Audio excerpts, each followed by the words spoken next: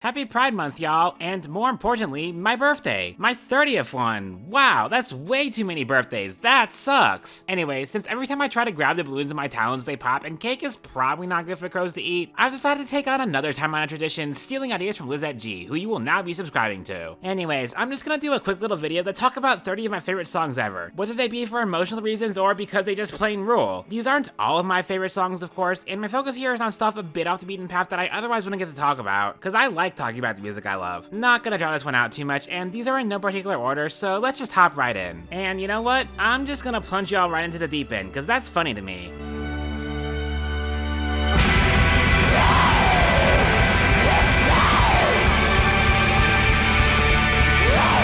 God of Love is visceral. It's taking something beautiful and pushing it to its absolute limit, to the point where it cracks and breaks apart, shattering on the bloodstained ground and then pulling itself back together so it can be destroyed again and again. Black metal at its foundation, but with electronic glitches and distortions that can't naturally be recreated through any other means.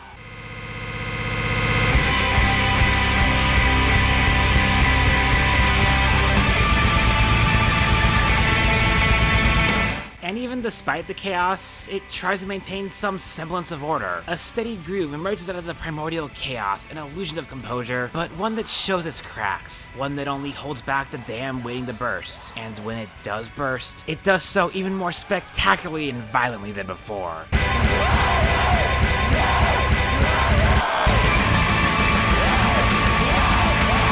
It's like experiencing the sum of all emotions all at once. Everything just hits you at full force, leaving you no time to process any of it. All you can do is let it wash over you and take you where it wants to. It's an act of God, after all. We're not meant to comprehend the enormity of the divine. This is all a really poetic way to say that this maximalist nightmare is one of the most thrilling listening experiences I've ever had, and it never stops being that. Whoa.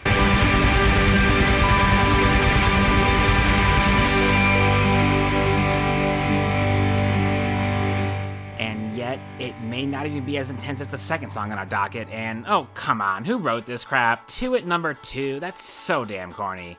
Anyways.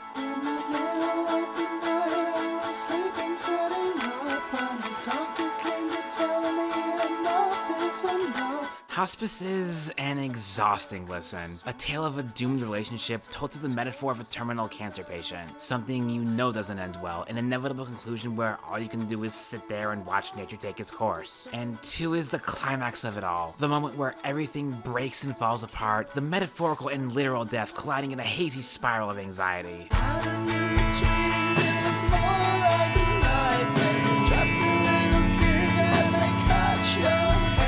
Like, this is an anxious song. One melodic motif that just never changes. Just hammers itself in again and again, while the tense plucks of a lone guitar escalate to an overwhelming, disorienting wall of sound, only to pull back for just a moment, the moment the entire album revolves around. The moment of realization that it's over. The relationship is dead. The heart monitor has gone flat. So there's no open doors, there's no way to get through, there's no other witnesses, just us two. It's impossible to capture every tangle and swirl of emotion wrapped up in this song in such a short segment like this, but God, it's one of the most emotionally affecting songs I've ever heard. It's a difficult listen, either by itself or especially in context, but it's the kind of song that's, I wouldn't call it beautiful, but powerful in a way that few others are. And it's not even the only all-timer on this album, man. God damn it.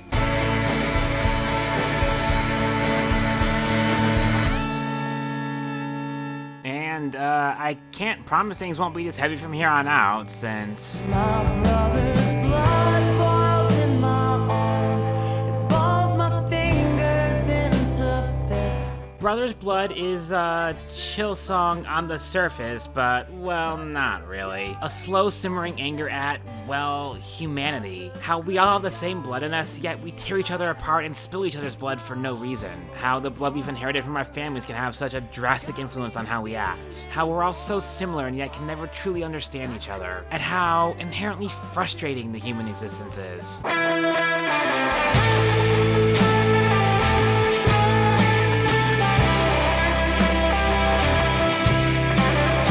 Oh, and it has has some absolutely killer guitar work. Not flashy, not indulgent, just passionate. The sadness and anger throughout the song is somehow communicated just as strongly without a single word being spoken. Maybe even more so, God. And it's all in service of the building climax, which...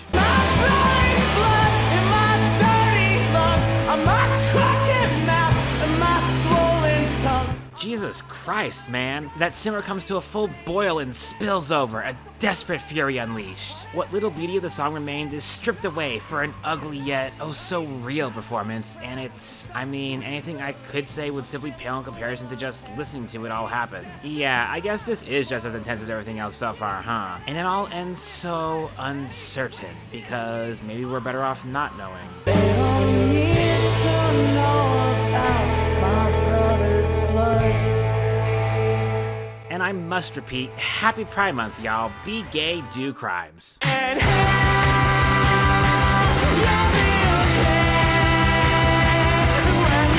Actually, well, Glass Beach are our queer monarchs now and forevermore, but that's not really what their titular song is about. No, it's more about family, and how family can hurt us, abuse us, without even being aware of the trauma they're inflicting until much later. And of trying to rescue someone from that kind of familial abuse, which, okay, that's definitely gonna resonate with a lot of queer kids for obvious reasons. I mean, the song says it plain and clear. no one who loves you should make you feel so unsafe.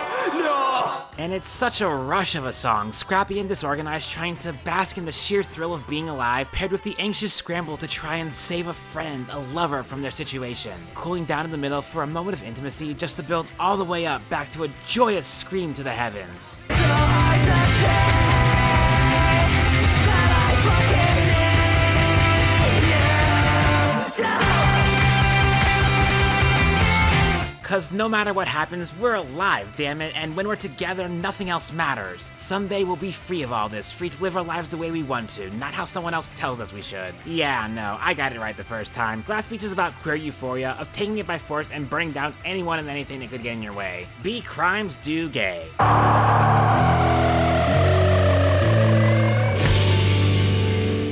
It's funny that Glass Beach ends in a long swath of ambience since, well, considering the next song on the docket...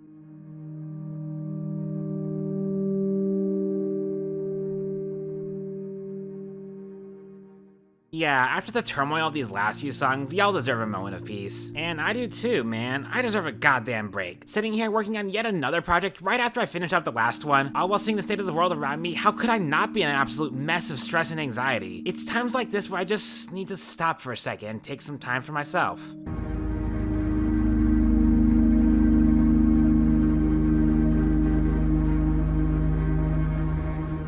So, you know what? I'm gonna do just that.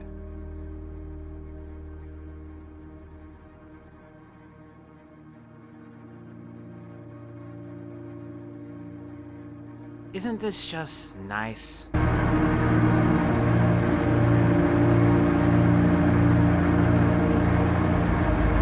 Yeah, I wanna bathe in those guitar swells, man.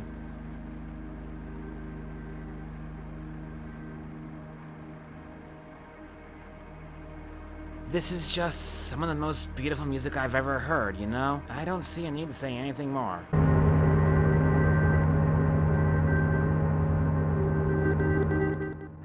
Okay, not that I think anyone still cares about spoilers for an 8-year-old game, but I'm gonna be spoiling the ending to Life is Strange here, so, there's your warning. Anyways. So I walked into the haze.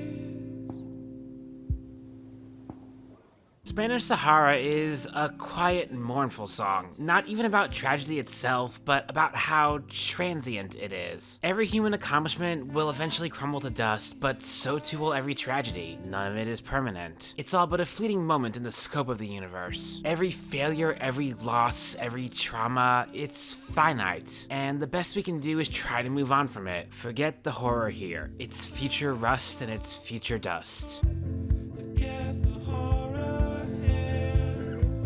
Forget the horror here. which, well, I already loved this song before it just abruptly cut in over the emotional ending scenes of Life is Strange, with Max's active decision to sacrifice her best friend to save her town, having to hear her death play out in real time, having to watch that same town come together to mourn their loss, and how every moment the two spent together never actually happened in the timeline she's now living in. All those memories shared by absolutely nobody else in the world. Forget the horror here indeed.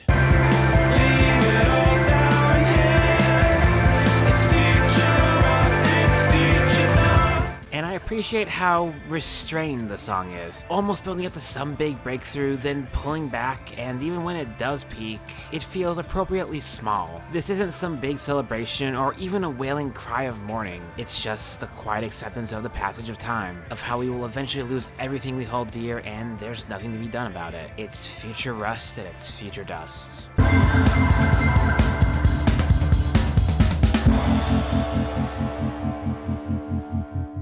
Okay, look, I promise there are some happy songs here, like this one.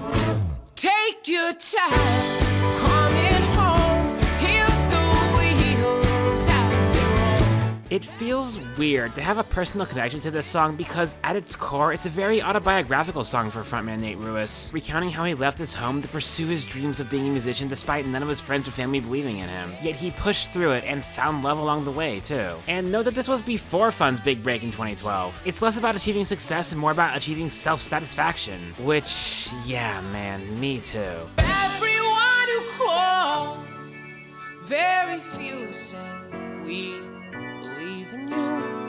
Like, again, I'm basically just making these videos, especially this one, for myself. Cause I want to, cause it feels good to create. In this capitalistic hell, it's become so damn hard to pursue your dreams, and that sucks, man. And God, what a joyous tune. Fun's usual brand of indie rock and power pop stretched out over the span of 8 minutes, yet never once running out of steam, and only ever picking up more momentum the longer it runs. I said I wanna hear you.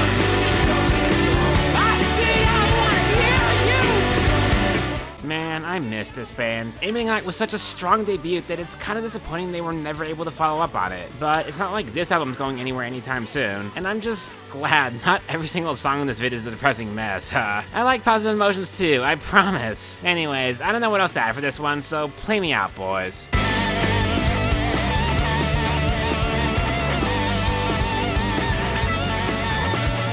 Alright, so if you ask me what I wanted all music ever to sound like, this next song is specifically it. This is peak music.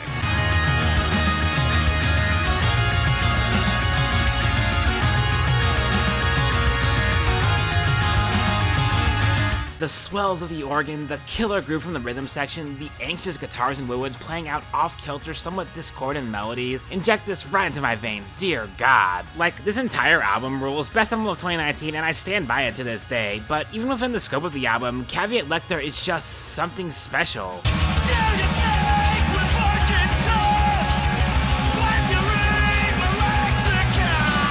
It's chaotic, it's busy, it's intense, it's groovy, man. This song's so hopped up on its own momentum that even the clean sung vocals are practically screamed and it never lets up, only gets more busy and frantic. I just love these kinds of not quite pretty, not quite dissonant melodies, man, and the back half, goddamn.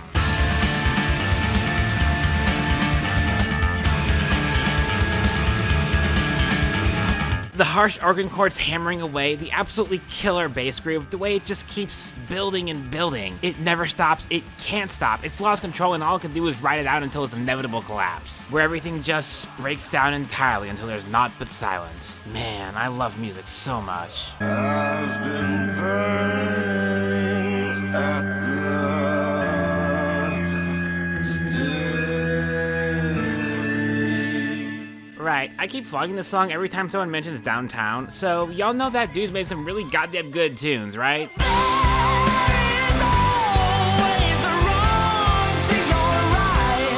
If this video wasn't mostly randomly organized, I probably wouldn't be putting this one so close to fun, but this one's just straight up glam rock, so trumpets playing the band in, jaunty upbeat piano setting the tone, and Eric Nolly absolutely throwing himself into every last line he belts out. It's such a joyous, powerful song, man. So hide this song away for a darker day when you're down on your knees screaming, oh Lord. And and it's just so heartwarming. Written for his son, Julian's just straight up saying, sometimes life sucks, the world is an absolute mess, but you just gotta keep your head up and keep living life to the fullest. Which, yeah, that's kind of just my philosophy too, man. I only have so much anger to throw at the state of the world. I can't just put my life on hold because of the tragedy of the day. Not that I don't care, just that, well, what the hell can I do about it?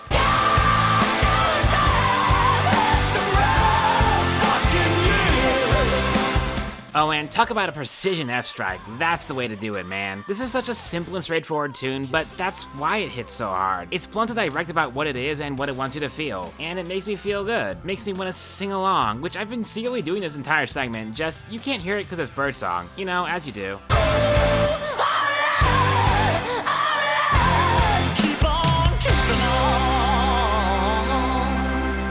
And let's keep the uplifting songs tinged by sadness train rolling.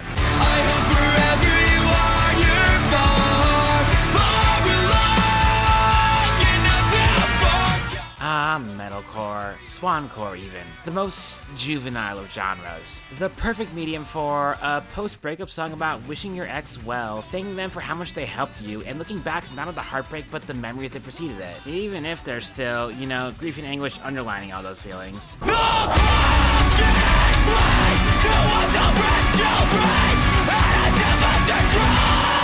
And I mean, this is just another fantastic sing-along chorus paired with some really solid and surprisingly restrained guitar noodling, especially for the style. Keeps the energy up and the blood pumping, but never overtakes the vocals. Perfectly balanced as all things yada yada, it just hits as hard as it needs to. Also, that key change, God! I hope wherever you are, you're far along, enough to forget. Chills every time, man. This could have so easily gone awry, so easily been a self-centered and toxic attitude towards a lost lover, but no, it's just an acceptance that maybe they weren't right for each other, but the memories they made together will last them for the rest of their lives. The wildest dreams of metalcore, if you will. It's beautiful in its own weird way.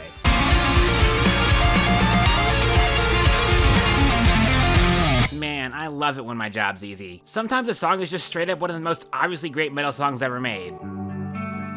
Whispers death to life.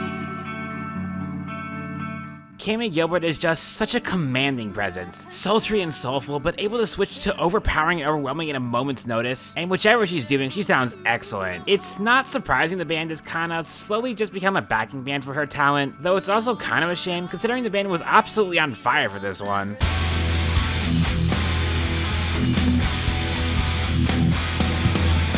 Like, god damn, that's just straight up one of the best riffs I've ever heard. Punchy and massive, impossible not to headbang along to. And the frantic but often understated drum work here is just out of this world. Man, it's all in service of a slow burn build that just never stops. The frost of winter turning to a blizzard that shows no signs of letting up anytime soon.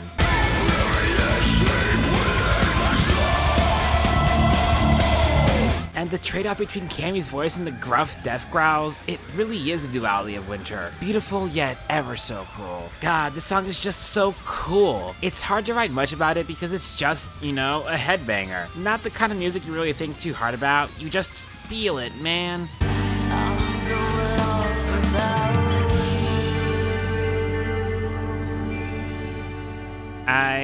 I'm gonna let this next one speak for itself. Do you want to save the house?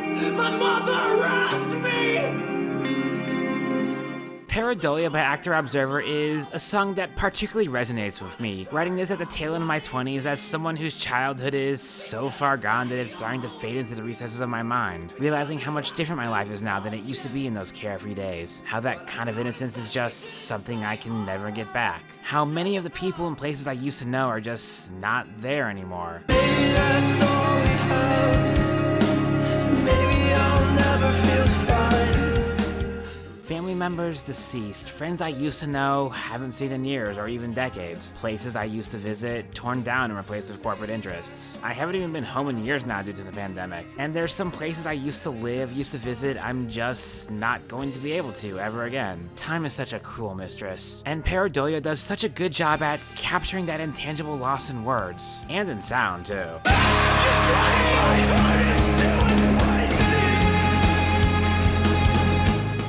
Like, this is just straight up one of the best hardcore songs ever written. Gut-wrenching screams, massive walls of guitars, a beautifully understated chorus, and the constant escalation to its intense, overwhelming breakdown, breathtaking. No wonder this genre, and especially this band, has become one of my favorites in recent years. If you somehow still haven't checked this album out yet, fix that?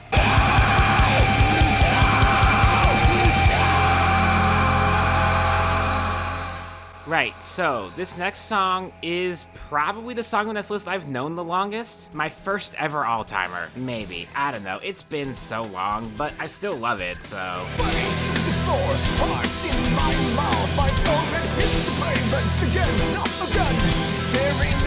Idioglossia, meaning, in essence, the secret languages spoken between young children. In this case, two abused children meeting each other and bonding over their shared situations, coming to a realization that this is not how it should be. Seeing someone else in that same situation, seeing how badly you have it, and getting angry about it. So angry that you fight back, so angry that you pass the violence inflicted upon you onto someone else. As I search through the ashes for someone to blame. It's a terrifying look into the cycle of abuse, and Daniel Gildenlaw is delivering it with the ferocity and intensity it deserves. Both the gruffness of the verses and the searing high notes in the chorus. And the music is as frantic as the song's energy, occasionally settling into a groove or a moment of peace, only to uproot it more violently than before, until it all comes to a head at the end.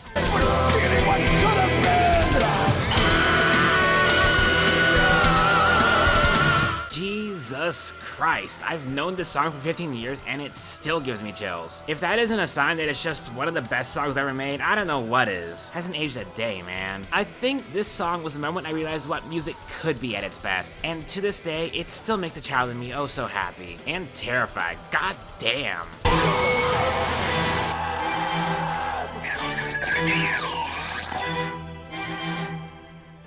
You know, I kinda like how much this vid is bouncing between the ugly and the beautiful. Let's keep it up.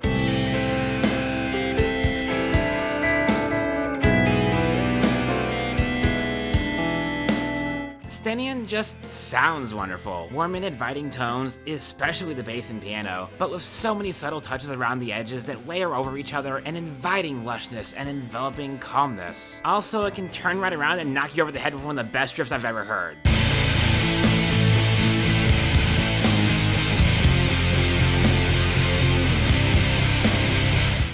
I lied. This song's here because it kicks all kinds of butt. If at any given time you ask me what my favorite riff ever was, this is it. This is the first one that always pops to mind. Between the thick guitar tone, the rhythmic groove, the compelling chord progressions, it's a riff so good they practically recycled it note for note on the Merciful a whole 8 years later.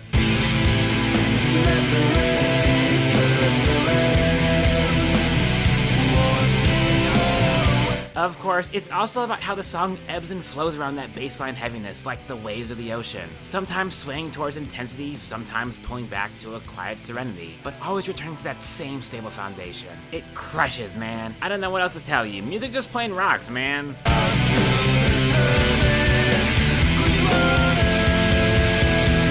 Next up, okay, guess I'll die. I pull off the road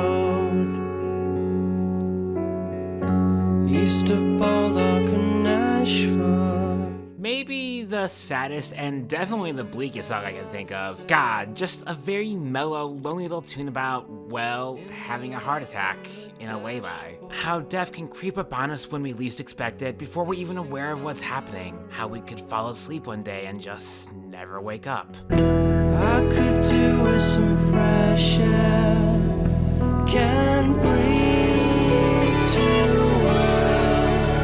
And Steven Wilson is a masterful producer, so the song just sounds immaculate. Every little detail in its right place, every melody perfectly written to convey the gloomy, desperate atmosphere. It's so beautiful for something that inspires such a degree of dread, where the protagonist is still dreaming of a better future, even as his mind shuts down and he drifts off to unconsciousness. I guess I just murder me. I know I've talked about getting chills a lot in this video, but like, I mean, how else do you describe it? Such an intense emotional reaction that it literally freezes over my senses and leaves me trapped in my own head. It's a lot.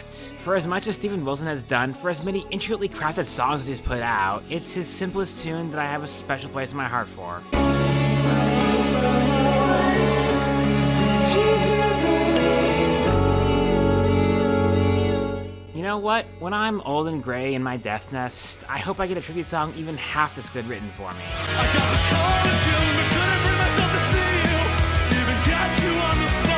For as much as we all love Brave Faces Everyone, Spanish Love Song's best tune is actually off their previous album, an intense, heartfelt eulogy to lead singer Dylan Slocum's grandfather. Filled to the brim with so many intimate details, as passionately sung as anything the band's ever put out, both propulsive and beautiful in equal measure. I'm on the docks again, looking out at that awful ocean. And it's as much about the loss itself as it is how we deal with grief. Refusing to see his dying relative because he wants to remember the ideal of them rather than the wreck they've become, being unable to afford a proper funeral and subsequently lacking the closure it would provide, and all that wrapped up in, well, pretty much a song-wide reference to his grandfather's favorite song. Your favorite song, and I break down every time I see that old Spanish nylon that you bought. Spanish Love songs always feel painfully real in a way that few other bands can capture, but they've never sounded realer than Slocum's voice breaking on this song's bridge. Man, it's hard to listen to, such a powerful punch to the gut that it's hard to remain dry-eyed after it. I feel like I've barely even captured how effective this song is in this short segment, but what can you do? I hate how much I love difficult songs about death, man. At least the loneliness gave you a break. So, this next song is 22 minutes long. In darkness, I stand, a world extinct. From a Frozen Wasteland by Midnight Odyssey feels like the grand scope of the universe in song form. Cold, dark, and massive. Only ever getting bigger the further you pull back and gain perspective on just how big space really truly is. There's something primal to the melodies, like they've always existed, and this pater is merely pulling them from the void and broadcasting them to us.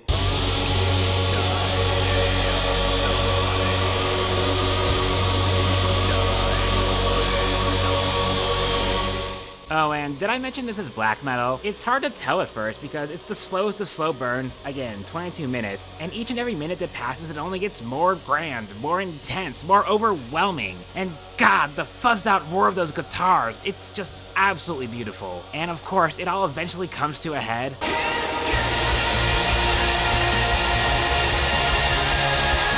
The cosmic dust that had been swirling around for billions and billions of years finally takes physical form, stars and planets coming into being and life soon following, somehow more violent than the astral chaos it spawned from. What am I even saying? Like, just listen to it, man. Atmospheric black metal is just one of the best genres ever. I will hear no word to the contrary. Crushingly beautiful, God.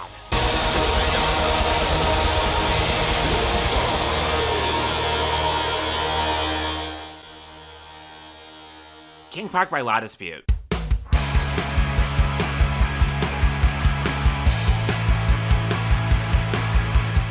I could talk about the story of the accidental shooting of a child by a young man, of the grief it inflicted on the community and on the shooter himself, racked with guilt and fear of the consequences of his actions. I could talk about the music, Law Dispute's brand of hardcore that pairs intense rhythmic vocals with searing guitars, a multi-movement structure perfectly paralleling every step of the emotional arc, and especially that intense ending. And the crowd poured out as the shots struck into siren sounds out of their houses now and over front yards. But more than any of those, what I see in King Park is an indictment of spectator culture. How we react to tragedy like it's some form of entertainment, a movie or TV show that's happening in a fantasy land, wishing we could have been there to see it happen ourselves. And King Park is telling you, no, you absolutely do not want that. This is what it looks like. You don't want to know how it ends. And notified the authorities who surrounded the hotel, first arresting an accomplice while attempting to flee. Of course, that's not to undersell just how viscerally terrifying the experience of listening to King Park is. A roller coaster of emotions, all climaxing one of the most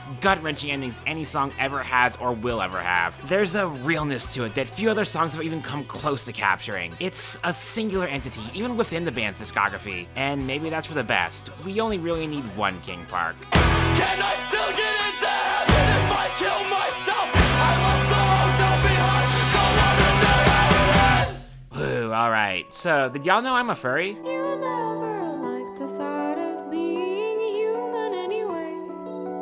Yeah, I never liked the thought of being a human either. Next! Okay, I'm kidding, but man, Being Human is just such an astounding composition. Delicate, sparkling pop that slams headfirst into an abrasive slice of progressive art rock, explosive and beautiful in equal measure, an ebb and flow that keeps going throughout the entire song. But it feels like pain.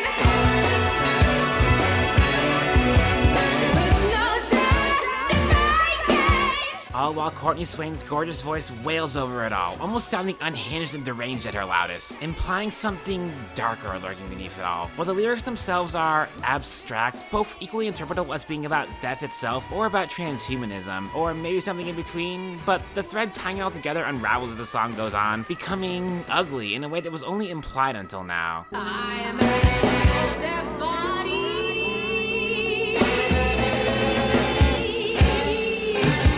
God, I love how this song sounds so much, y'all. Every last part of it. It's so cool, it's so unique, and it all just works so well. It's emotionally evocative, even beyond what meaning I could extract from its words. It's just the kind of song that ticks off so many little niches in such a tight package, and it's endlessly replayable in a way that few other songs are. I cannot stress enough just how much I love music, y'all. Death is one more option to explore.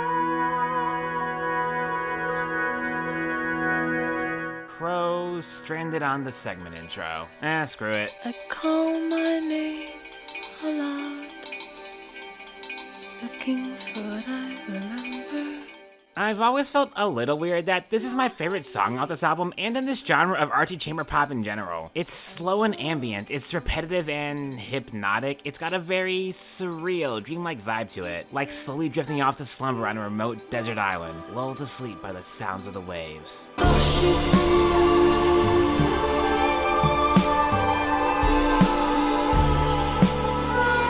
And it all just sounds so lovely. Lushly textured with so many little details you just keep noticing more and more of. A soundscape so dense it's almost overwhelming, even in its serenity. And Holter's beautiful but unsteady voice, calm in a way that implies something a little bit darker than sleep, perhaps. Perpetually alarmed.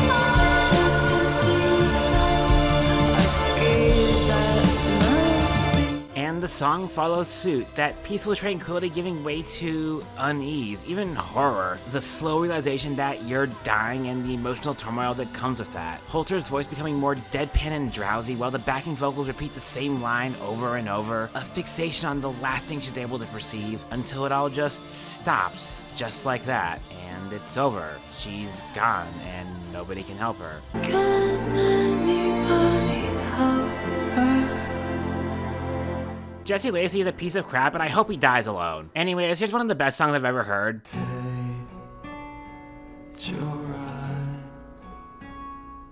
Like King Park, Limousine is a dramatization of a real-life tragedy, in this case, a fatal car crash where a drunk driver struck a limousine carrying a wedding party, killing both the limousine's driver and one of the young flower girls inside. And, it's as emotionally intense as both the grief and guilt from that scenario would imply. Somber until it isn't.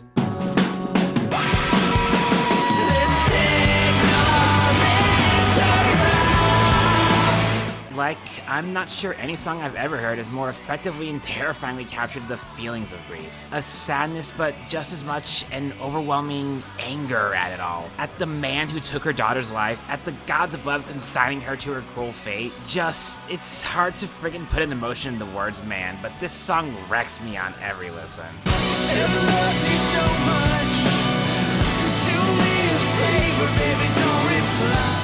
And that anger and grief gives way to a desperation, a repeated mantra as a number counts up to 7, the number of God, the age of the girl killed, begging and grieving for a meaning where meaning cannot be found. I kinda need to stop myself before I start projecting my own feelings onto what is, again, a real-life tragedy, but, well, not that I recommend you listen to any brand new, but it's the kind of song you just need to hear for yourself is all I can really say.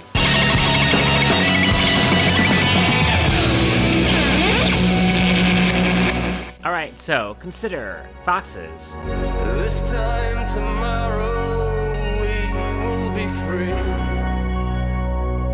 You know that thing I said about Golden by Harry Styles, where even as a hopeless aromantic, the song makes me feel like I'm in love? Yeah, well, this isn't quite the same scenario, but it is kinda just the most romantic song I think I've ever heard. You said it alive.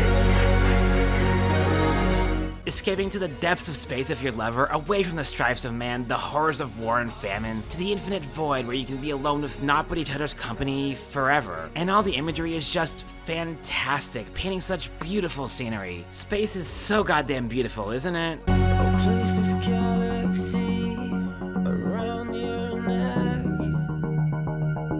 Oh, and Gunship harnessing their sparkling synthwave soundscapes for a more laid-back, almost ambient tune, capturing the majesty and expansiveness of the cosmos, utilizing their dual lead vocalists to sell the romantic atmosphere. It's so goddamn pretty, y'all. I love this little song so goddamn much. Dark All Day is a close runner-up, but nah, this is the one for me, I think.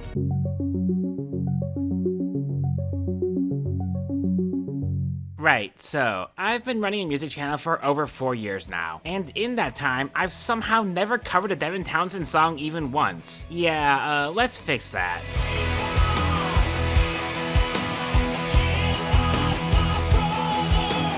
Devin Townsend has touched upon so many styles and genres in his 30+ years of releasing music. Death metal, country, ambient, alt-rock, anthemic prog metal, whatever the hell deconstruction was. And yet, it's one of his earliest and simplest songs that's been a mainstay on my all-timers for as long as I've been listening to him. And it's mostly just for how raw it is.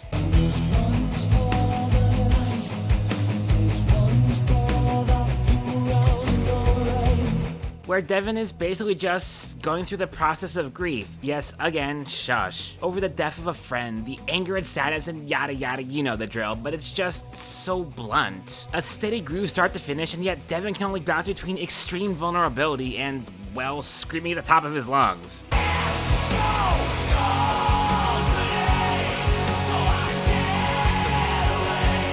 Just God, there's something so primal about it. You just can't fake those kind of feelings, man. You just feel it deep within your soul. Devin has always been the soul of his own music, and that's part of what makes him so compelling to follow. And the tune itself is just immaculate in its simplicity. Enjoyable even when you want to just vibe along and go with the flow. Which is kind of weird for a funeral song, but like, it works. I don't know what to tell ya.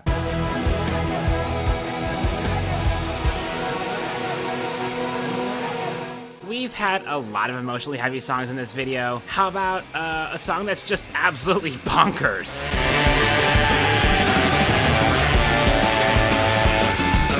Amputexture is the best Maj Volta album, and I am stating this as a fact, not an opinion to be disputed. Anyways, Day of the Baphomets may well be their magnum opus. 12 straight minutes of absolutely no chill, barreling through frantic grooves, killer hooks, and some of the noisiest and most nonsensical breakdowns the band has ever made. And we're talking the Mars Volta here, so...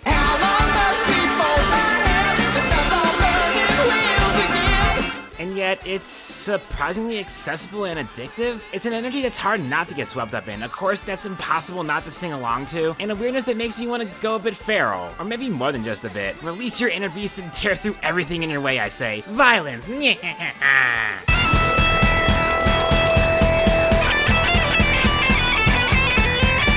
I feel like their roots as a post-hardcore band turned prog band just led to the best of both worlds. The pop sensibilities meshed with the adventurous spirit and technicality of prog to make something boundary-pushing and exciting. Even though we're 15 years down the line, I don't think any other band has ever quite recaptured the lightning in the bottle of those first few Maj Volta records. But it's not like they're going anywhere, so...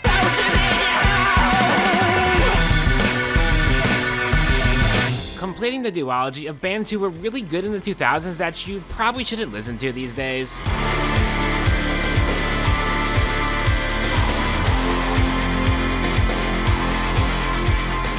Power Route is the anthem of an exhausted generation after an entire decade of irony following in the wake of their boomer parents who had everything in life handed to them and are unable to comprehend the ways the world is falling apart around them because it'll never be their problem. Yeah, as a millennial myself, dear lord does this song hit close to home.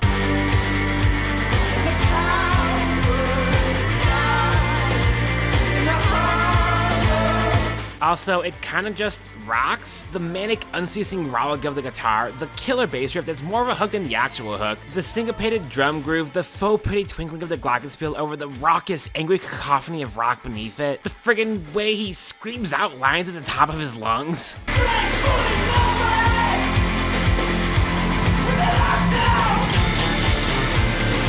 It's a revolutionary energy, one that gets me pumped up and marching along to the beat of its drum, always moving forward towards a better future, hopefully. We're gonna do the best we can anyways. Pairing this kind of frustration and anger with such a danceable, groovy tune is just a winning formula for me, it seems. Man, I miss when rock was this cool.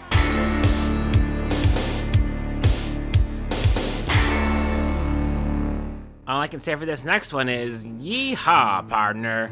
17, big and bad, button heads with my dad. I like Even Though I'm Leaving by Luke Combs, less than I did back in 2020 to be sure, and with the acknowledgement that it's more fiction than fact, but there's an emotional core to its narrative that still kinda gets to me. Good to Say Goodbye is like the real version of that song. The conflict and strife inherent in familiar relationships, the detail to paint scenes with more clarity, and as a result, it just hits a lot harder. She helped me leave my demons all behind, and it felt good to say goodbye. Ward Davis isn't the most amazing singer or anything, he's no Luke Combs, but he knows how to sell the understated, homely atmosphere of this song, and against the warm, lush piano and guitar-driven instrumental, the song just ends up sounding effortlessly beautiful, and it all leads up to a really heartwarming and yet bittersweet conclusion. So daddy's fading, don't know how long he has. With his father's death looming, a final chance to say goodbye, Davis is finally able to make peace with him, to find some degree of closure rather than carrying ill will to his own grave. It's just really sweet, gets to me every time, man. Probably the most unassuming and straightforward tune on this entire list, but its simplicity allows it to resonate in ways few other songs can.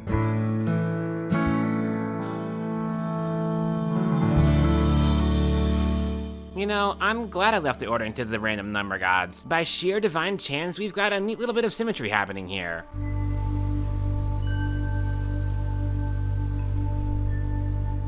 Another little quiet moment of peace for y'all. Like, I do have more to say about this one than Villa del Refugio, but...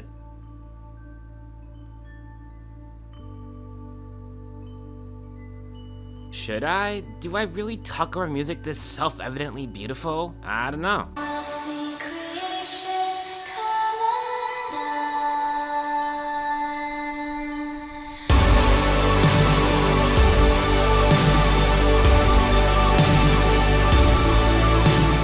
Alright, so it doesn't stay that way. Sea of Voices is more like the calm before the storm, the moments before the apocalyptic finale of worlds truly comes into being. Watching the smoke clouds rise until you can't see the sun. Wait, no, that's a different song. But the moment it hits, everything changes. It's overwhelming, it's intense, it's inviting?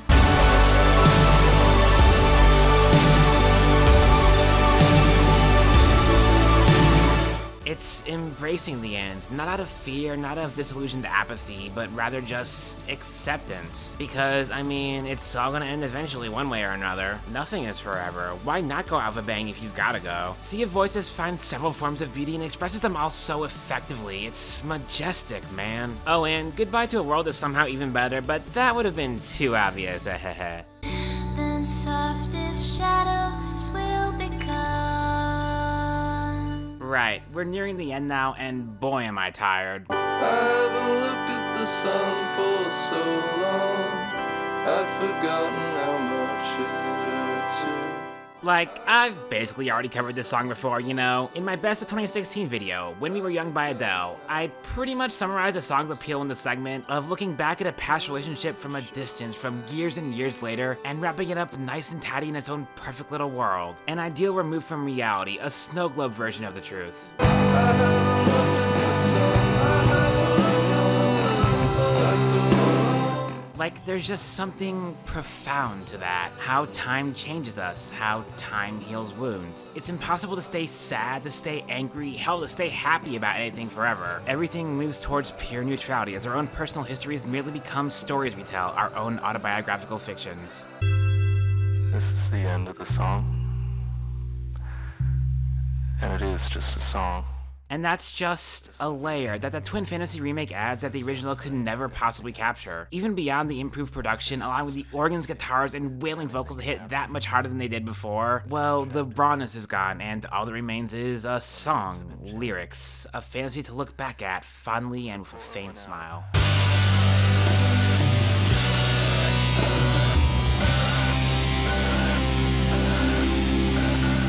And you know what? If we're going down, yeah, let's go down with a smile. Cough, gasp, and sputter. Skies is an interesting case for this video, where most songs seem to fall out either into songs I think are just incredibly cool, or songs that really hit hard emotionally. This is one of the few that's here because it hits on both. Because Protest the Hero are such a cool band. Whirlwind technicality and a frantic energy paired with soaring sing-along leads, making for simultaneously some of the most accessible and mind-boggling progressive metal out there.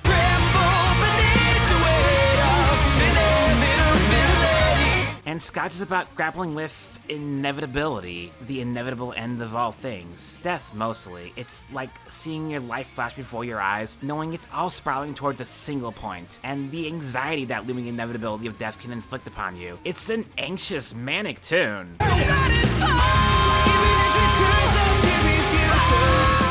But like, all you can really do with the time you have is live life to the fullest. If you're going down swinging. Rebelling against death itself as long and loudly as you possibly can. Which, hell friggin' yeah, man. Embrace euphoria and make the most out of every day you have on this planet. Treat it like it's your last, because for all you know, it could be. Let nobody be able to say you didn't burn as bright as you possibly could while you were still here. Forever falling down, down, down.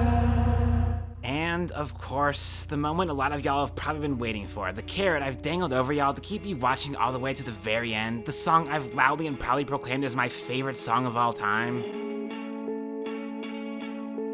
I don't feel alright.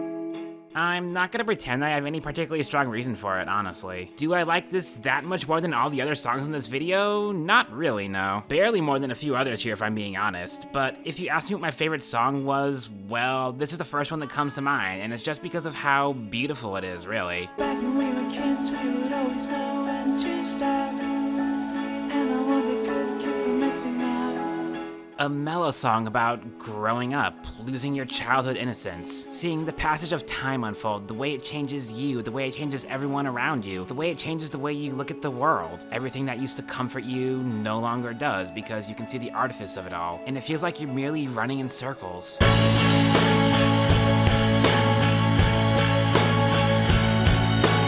But even more than that, like, the second half of Comforting Sounds is just the best music I've ever heard in my life. A constant forward march built on the same foundation as the rest of the song, but only ever getting more layered, more triumphant, more bombastic, because that's really all we can do. Build and build and build until there's nowhere left to go.